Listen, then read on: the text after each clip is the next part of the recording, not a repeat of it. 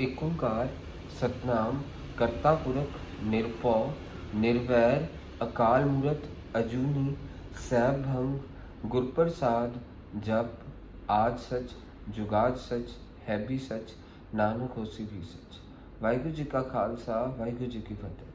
Dear students, in this video I am going to cover the topic question number 30 and 31 issue of debentures chapter T.S. Grewal 2020 edition। अपनी book साथ में खोल के रखेंगे तभी समझ आएगा। So 30th question A part फटाफट कर रहे हैं। Debentures issued at 95 repayable at 100 question ये है। So A part में means nominal value NV 100, market value MV 95, redeemable value वापसी वाली वैल्यू 100, रीपेबल का मतलब वापसी वाली वैल्यू 100, रिडीमेबल वैल्यू 100 मीनस पहली एंट्री मार्केट वैल्यू के हिसाब नाल पैंदी है। Bank account debit to debenture application and allotment, पहली एंट्री पैनी ही मार्केट वैल्यू के हिसाब नाल, bank account debit to debenture application and allotment. So इहदे विच आएगा कितना 95 मार्केट वैल्यू के हिसाब नाल पाता। अगली entry will be debenture application and allotment to जिन्ने परसेंट डिबेंचर सानू परसेंट नहीं दिती तो कला डिबेंचर्स लिख दो।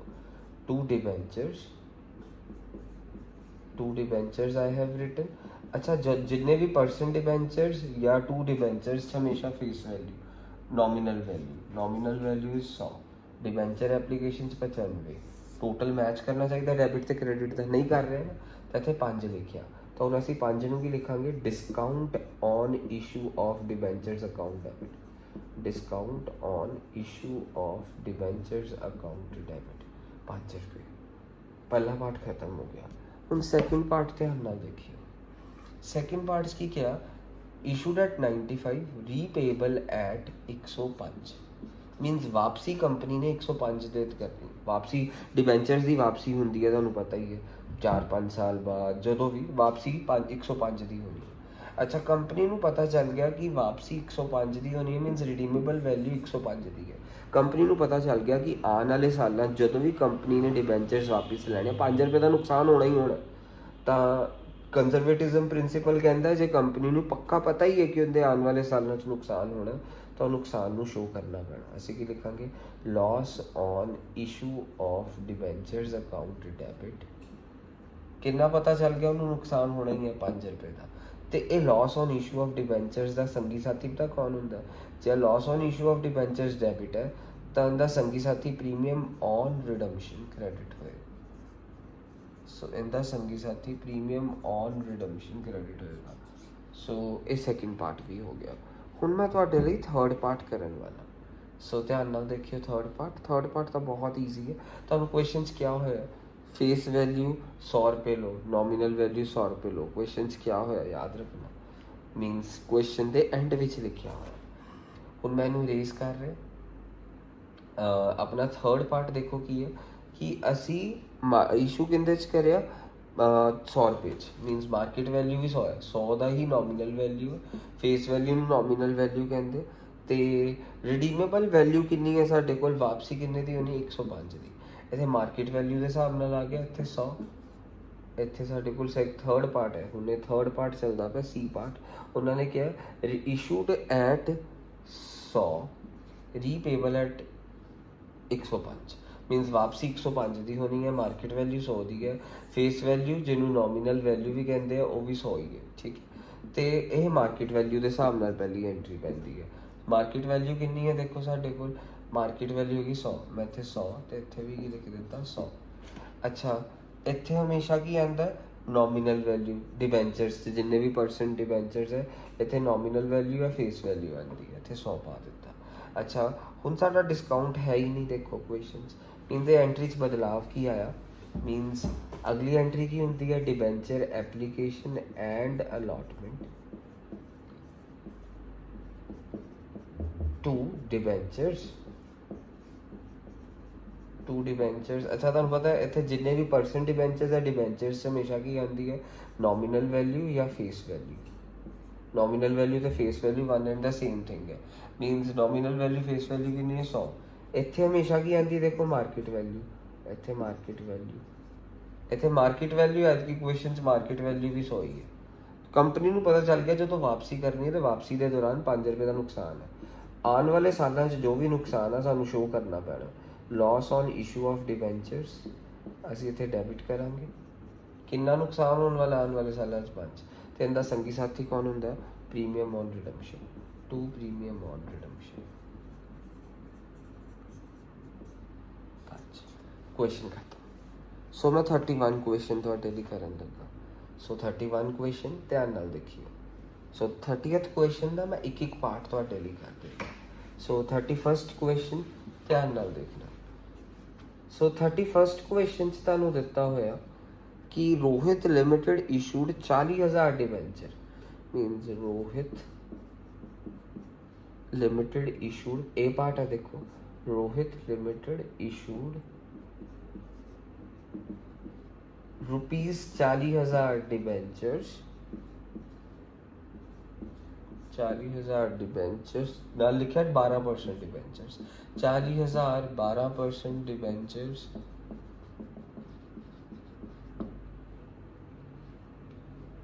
at a premium of 5% redeemable at par, redeemable at par। एक क्वेश्चन है। सो ਤੁਹਾਨੂੰ ਇੱਥੇ ਜਦੋਂ ਵੀ ਰੁਪੀਸ ਲਿਖਿਆ ਹੋਵੇ, ਤੁਹਾਨੂੰ ਇਸ ਜਿੱਦਾਂ ਇੱਥੇ ਰੁਪੀਸ ਲਿਖਿਆ ਨਾ, ਰੁਪੀਸ 40,000 ਲਿਖਿਆ, ਤੇ ਜਦੋਂ ਵੀ ਰੁਪੀਸ ਲਿਖਿਆ ਹੋਏ ਸੋ ਆਪਾਂ ਕੀ ਲਿਖਣਾ, ਇਹਨੂੰ ਨੰਬਰ ਆਫ ਡਿਬੈਂਚਰਸ 'ਚ ਕਨਵਰਟ ਕਰਨਾ ਹੈ। ਜਦੋਂ ਵੀ ਰੁਪੀਸ ਲਿਖਿਆ ਹੋਏ ਨੰਬਰ ਆਫ ਡਿਬੈਂਚਰਸ ਕਨਵਰਟ ਕਰਨ ਲਈ 40,000 ਡਿਵਾਈਡਡ ਬਾਈ ਅਸੀਂ ਕੀ ਕਰਾਂਗੇ 100। ਸੋ ਮੀਨਸ ਜਦੋਂ ਵੀ ਰੁਪੀਸ, ਜੇ ਰੁਪੀਸ 'ਚ ਨਾ ਦਿੱਤਾ ਹੁੰਦਾ ਨਾ ਅਸੀਂ 100 ਨਾਲ ਡਿਵਾਈਡ ਨਾ ਕਰਦੇ। ਮੈਂ ਮੰਨ ਲਿਆ, ਲੈਟ ਕਰ ਲਿਆ ਇਸ ਕੁਐਸਚਨ 'ਚ ਫੇਸ ਵੈਲਿਊ ਜਿਹਨੂੰ ਨੋਮੀਨਲ ਵੈਲਿਊ ਕਹਿੰਦੇ ਉਹ 100 ਰੁਪਏ ਹੈ। ਤੁਸੀਂ 10 ਰੁਪਏ ਵੀ ਲੈਟ ਕਰ ਸਕਦੇ ਹੋ, ਜੋ ਕੁਐਸਚਨ 'ਚ ਕੁਛ ਨਹੀਂ ਕਿਹਾ, ਕੁਛ ਵੀ ਲੈਟ ਕਰ ਸਕਦੇ ਹੋ। ਲੈਟ ਇਟ ਵੀ ਮੈਂ 100 ਰੁਪਏ ਲੈਟ ਕਰ ਲਿਆ। ਜਨਰਲ ਪ੍ਰੈਕਟਿਸ ਹੈ, ਜੇ ਸਾਨੂੰ ਕੋਈ ਫੇਸ ਵੈਲਿਊ ਜਾਂ ਨੋਮੀਨਲ ਵੈਲਿਊ ਨਹੀਂ ਦਿੱਤੀ ਹੁੰਦੀ ਤਾਂ ਅਸੀਂ 100 ਲੈਟ ਕਰ ਲਈ। ਤੁਸੀਂ 10 ਵੀ ਲੈਟ ਕਰ ਸਕਦੇ ਸੀ। ਜੇ ਰੁਪੀਸ ਦਿੱਤਾ ਤਾਂ ਮੈਂ 100 ਦੇ ਨਾਲ ਡਿਵਾਈਡ ਕਰਿਆ। ਤਾਂ ਹੁਣ ਕੁਐਸਚਨ ਦੇ ਅਕੋਰਡਿੰਗਲੀ ਦਿੱਤਾ ਕੀ ਹੈ, ਮੀਨਸ ਅਸੀਂ ਲੈਟ ਕਰਿਆ face value 100, issue at a premium of 5 ਰੁਪਏ। ਸੋ ਮਾਰਕੀਟ ਵੈਲਿਊ ਹੋ ਗਈ 105, 5% ਆਫ 100, 100 ਪਲਸ ਪ੍ਰੀਮੀਅਮ ਕਿੰਨਾ 5% ਆਫ 100 ਮੀਨਸ 105 ਰੁਪਏ ਤੁਹਾਡੇ ਕੋਲ ਮਾਰਕੀਟ ਵੈਲਿਊ ਹੋ ਗਈ। ਰਿਡੀਮੇਬਲ ਐਟ ਪਾਰ ਮੀਨਸ ਜੋ ਸਾਡੀ ਫੇਸ ਵੈਲਿਊ ਸੀ ਉਹੀ ਵਾਪਸੀ ਵਾਲੀ ਵੈਲਿਊ, ਰਿਡੀਮੇਬਲ ਵੈਲਿਊ ਵੀ 100 ਰੁਪਏ ਹੋ ਗਈ। ਸੋ ਪਹਿਲੀ entry will be what, bank account debit to debenture application and allotment, bank account debit to debenture application and allotment, value will be what 400 into ਇੱਥੇ ਕੀ ਆਊਗਾ ਮਾਰਕੀਟ ਵੈਲਿਊ ਦੇ ਨਾਲ, ਨੰਬਰ ਆਫ ਡਿਬੈਂਚਰਸ ਅਸੀਂ 400 ਕੱਢੇ ਨਾ ਤੇ ਇਹਨਾਂ ਦੀ ਮਾਰਕੀਟ ਵੈਲਿਊ ਕੀ ਹੈ 105, 400 into 105। ਸੋ ਇੱਥੇ ਸਾਡੇ ਕੋਲ ਵੈਲਿਊ ਮਲਟੀਪਲਾਈ ਕਰਕੇ ਇੱਥੇ ਆ ਜਾਏਗਾ। ਸੋ ਮੈਂ 400 ਨੂੰ 105 ਦੇ ਨਾਲ ਮਲਟੀਪਲਾਈ ਕਰ ਹੀ ਦੇਣਾ। 105 4 ਦਾ 4020 402 42,000। ਸੋ 42,000 ਆ ਗਿਆ। ਇੱਥੇ ਹਮੇਸ਼ਾ ਐਂਟਰੀ ਕਿੰਦੇ ਹਿਸਾਬ ਨਾਲ ਪੈਂਦੀ ਹੈ, ਮਾਰਕੀਟ ਵੈਲਿਊ ਦੇ ਹਿਸਾਬ ਨਾਲ। ਪਹਿਲੀ entry is always being accomplished according to the market value। ਸੋ ਸਾਡੇ ਕੋਲ ਪਹਿਲੀ ਐਂਟਰੀ ਖਤਮ ਹੋ ਗਈ। सो 42,000। अगली एंट्री पाँच जा रहे, debenture application and allotment, debenture application and allotment 42,000 market value के हिसाब नाल ही पैंदी है एप्लीकेशन एंड अलॉटमेंट। 2 जिन्ने परसेंट डिबेंचर्स, किन्ने परसेंट डिबेंचर्स ने साडे कोल क्वेश्चन 2 12% डिबेंचर्स, 2 12% डिबेंचर्स मीनस ਇੱਥੇ ਕਿੰਦੇ ਹਿਸਾਬ ਨਾਲ ਪੈਣੀ ਹੈ ਐਂਟਰੀ, ਇੱਥੇ ਐਂਟਰੀ ਪੈਣੀ ਹੈ ਫੇਸ ਵੈਲਿਊ ਦੇ ਹਿਸਾਬ ਦੇ ਨਾਲ। ਫੇਸ ਵੈਲਿਊ ਕਿੰਨੀ ਹੈ ਸਾਡੀ 100, 42,000 ਸੌਰੀ 40,000 ਇੱਥੇ ਫੇਸ ਵੈਲਿਊ ਦੇ ਹਿਸਾਬ ਨਾਲ ਪੈਂਦੀ। ਐਪਲੀਕੇਸ਼ਨ ਅਲਾਟਮੈਂਟਸ ਮਾਰਕੀਟ ਵੈਲਿਊ ਦੇ ਹਿਸਾਬ ਨਾਲ, ਪਰਸੈਂਟ ਡਿਬੈਂਚਰਸ ਚ ਫੇਸ ਵੈਲਿਊ ਇੱਥੇ 40,000 ਆ ਗਿਆ।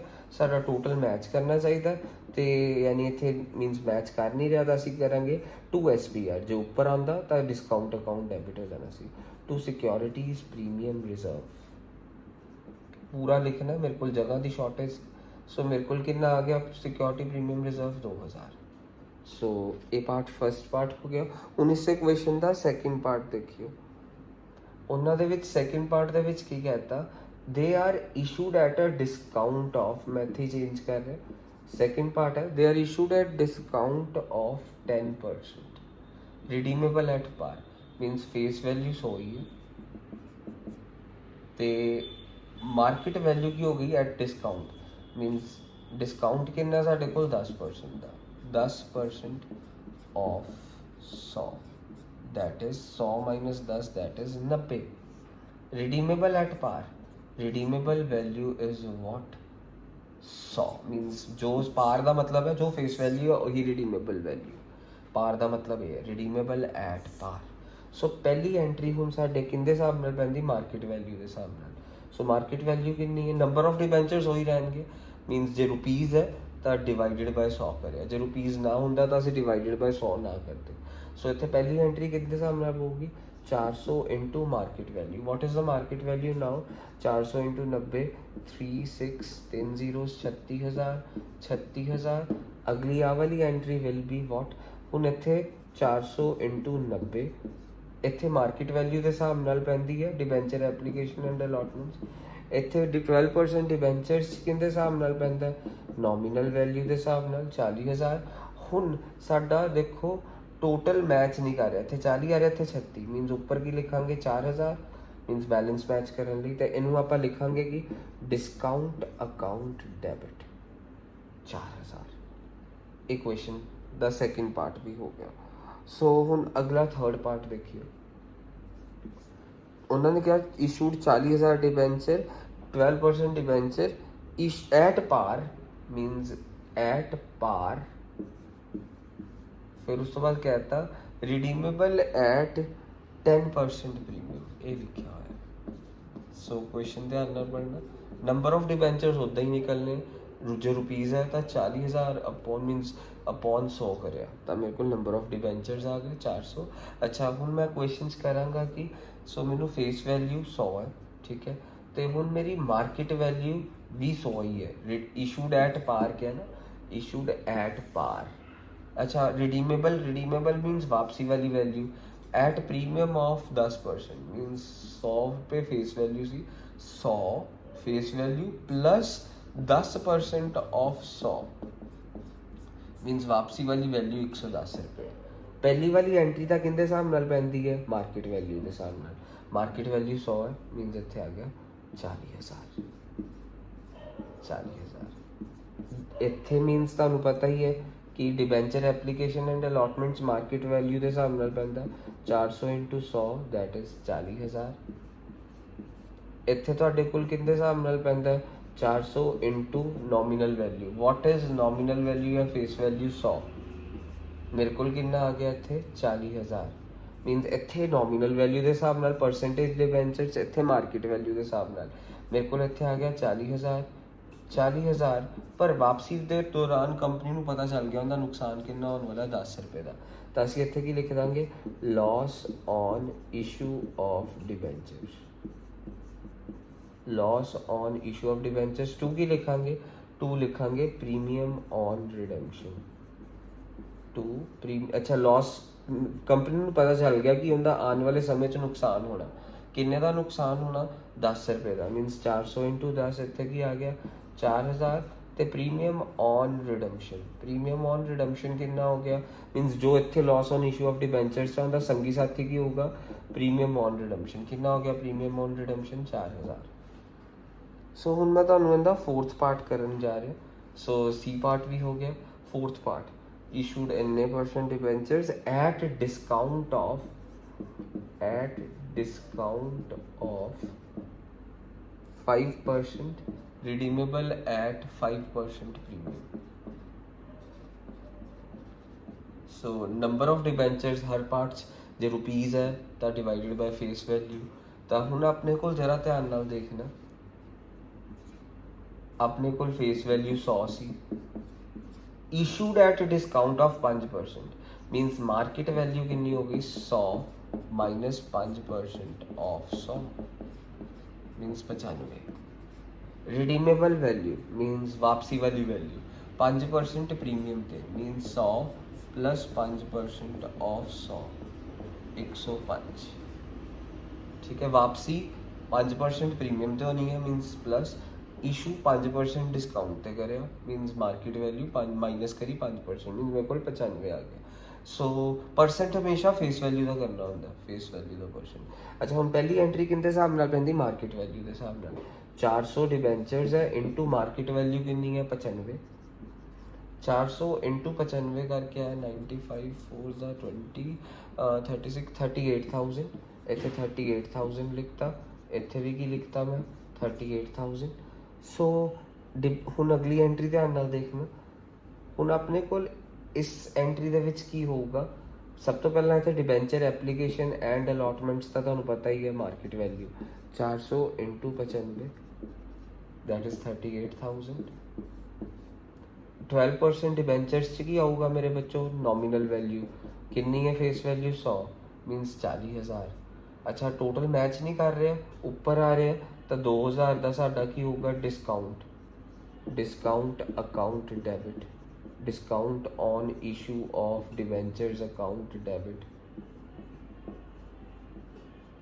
अच्छा मेरी गल ध्यान नाल देखियो, फिर उस तो बाद चों दी कंपनी नूं पता चल गया मीनस इत्थे तक तुहानूं इत्थे तक तो समझ आ गया कि इत्थे 40 इत्थे साडे कोल किहड़ी वैल्यू आंदी है मार्केट वैल्यू, इत्थे फेस वैल्यू ते टोटल मैच नहीं कर रहा, जो ऊपर आ रहा तो डिस्काउंट है, थल्ले आंदा तो SP आ रहा। पर हुण कंपनी नूं ये भी पता कि हुंदा जदों वापसी करनी है तो नुकसान किन्ने का होना है वापसी के दौरान 5 रुपए का। उन्होंने की मतलब कंपनी नूं नुकसान शो करना पैंदा, ਅਸੀਂ ਉਹਨੂੰ ਕੀ ਕਵਾਂਗੇ loss on issue of debentures. कितना होगा इतने 400 इंटू वापसी के दौरान कितना नुकसान होना 5 रुपए का मीनस इतने कितना हो गया 2,000। तुहानू पता ही है loss on issue of debenture का संगी साथी कौन होंगे premium on redemption, premium on redemption. So इतने जे साडा 2,000 डेबिट है तो इतने भी उन्नी ही वैल्यू आएगी 2,000। सो इनदे नाल आ क्वेश्चन हो गया, सी पार्ट भी हो गया। हुण आपां तुहानू करके आह डी पार्ट सीगा बेसिकली आ किहड़ा पार्ट सीगा अपना डी पार्ट। मैं डी पार्ट करिया, हुण मैं ई पार्ट करन लगा तुहाडे लई। सो डी पार्ट हो चुका। सो हुण ई पार्ट ध्यान नाल देखना। Issued 40,000 debentures eight premium of 10%, eight premium of 10%, redeemable eight 110%। Face value 100 number of debenture उतना ही करने तो क्या एट प्रीमियम मीनस 100 प्लस 10% ऑफ 100 मीनस मेरे को कितना आ गया 110 तो वापसी भी 110 रुपए च होनी है उन्होंने अकॉर्डिंगली। ठीक है, रिडीमेबल वैल्यू भी 110 है। सो हुण मेरी गल ध्यान नाल सुनना, पहली एंट्री मार्केट वैल्यू के हिसाब नाल पैंदी है। सो पहली एंट्री की आऊगा 400 into number of market value की है साढ़े कोल 110 44,000। अगली एंट्री की होगी डिबेंचर एप्लीकेशन एंड अलॉटमेंट 2 जिन्ने परसेंट डिबेंचर्स 12% डिबेंचर्स 2। अच्छा हुण पहला 2 करन तो पहला इत्थे किंदी आनी वैल्यू साडी मार्केट वैल्यू 400 इंटू 110 44,000।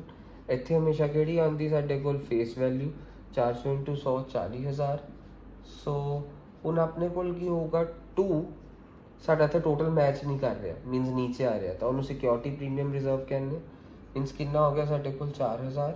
अच्छा मेरी गल ध्यान नाल सुनना, कंपनी नूं वापसी के दौरान कितना नुकसान होने वाला 10 रुपए का, रिडीमेबल वैल्यू 110 है मीनस कंपनी का वापसी के दौरान नुकसान कितना है 10 रुपए का। तो कंपनी नूं वो अज ही शो करना पेगा, उन्होंने की लिखांगे loss on issue of debentures. आने वाले समय का नुकसान सानू शो करना ही पैंदा कंजरवेटिज्म प्रिंसिपल के अकॉर्डिंगली। 10 रुपए का नुकसान है 400 इंटू 10 दैट इज 4,000। इनका संगी साथी कौन होंगे loss on issue of debenture का premium on redemption, premium on redemption. So इतने 4,000 प्रीमियम ऑन रिडम्पशन भी 4,000। दैट्स इट, क्वेश्चन खत्म।